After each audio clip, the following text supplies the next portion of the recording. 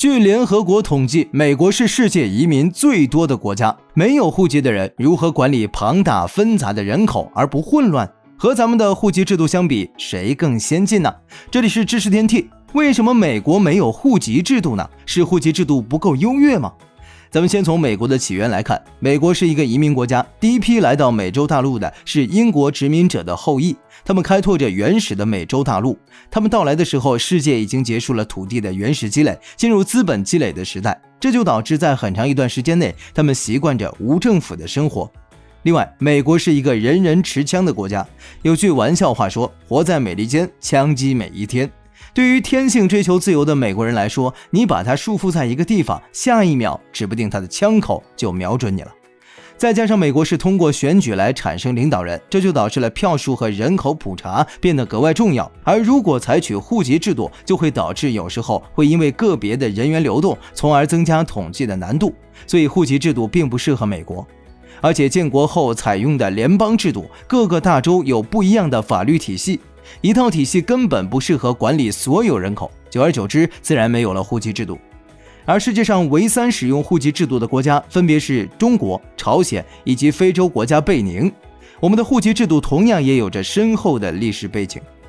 作为具有悠久农耕文明的悠悠大国，我们的文化与土地是分不开的。最早可追溯到西周时期，当时的统治者实行编户齐民的方式，登记每个家庭的人口数量，以缴纳粮食和赋税。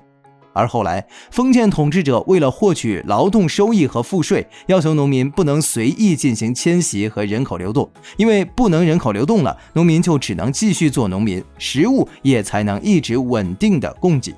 明朝时期，明孝宗朱佑樘时期编纂的《大明会典》中记载道，明朝百姓流动需要引路，这一规定最初是朱元璋设立的，目的是为了便于管理百姓，建立一整套的完整户籍制度，将明朝百姓的行动限制起来，不允许百姓自由迁徙。说完两国的人口管理制度背景，那美国用什么呢？答案是靠驾照和社会保障号码来管理人口。美国公民的汽车保有量非常高，达到了 2.7 亿辆，形象来说就是除了老人和小孩，每个人都会有汽车，所以美国也被称为车轮上的国家。对于一个成年的美国公民来说，驾照的普遍性也成了人口管理的基础。而驾照上的信息也非常详细，上面不仅有个人照片、年龄、出生地、社保号码也会登记在驾照之上。除了可以用来住酒店、买交通票务之外，我们身份证能做到的事情，他们的驾照都能做到。他们的驾照等于我们的驾照加身份证2合1。但总有人没有驾照，譬如那些不会开车的老人、小孩，他们该如何管理？美国公民从出生的那一刻会被赋予一个号码，那就是社会保障号码。这个号码会随着他出生、上学、工作，直至死亡，和我们的身份证号一模一样。但是不同的是，他们可以用这个社保号码交税、看病、上学，甚至选举、投票等等，功能几乎涵盖了我们的身份证、社保卡、医保卡等功能。人口管理制度各有利弊，依靠这2套管理系统，美国庞杂的人口被管理得井井有条。同时，没有户籍的限制也让美国公民呈现出流动性大的特点。所以我们能在很多美国影视剧中看到频繁搬家的美国人，从西海岸搬到东海岸，一个美国人一生要搬10几次家，这样的说法一点也不为过。但是美国每一个州的 DMV 就会变得异常拥堵，办公效率变得极为低下，排队等个1-2天是常有的事，而且每一次搬家都要重新缴纳水电，不然就会带着上个地址造成严重的金额负担。在这一方面，我们虽然只有一本户口簿，但是办公效率却极其的高效和明确，因为将户籍制度与其他管理分开细化，不用又办理驾照又处理新居住地的问题，所以就算我们有14亿人口，在处理户籍问题的时候，依然可以高效简单的解决。美国的双证制度办公效率比较低，但这样做使得美国产业发展出了新的集聚性的特点。例如硅谷科技发达，无数的科技人才为了更好的机会搬到那里，让原本就发达的地域更上一层楼。人口的流动也加剧了文化的交融和传播，使得美国文化具有不同人种、民族文化兼顾并包的特点。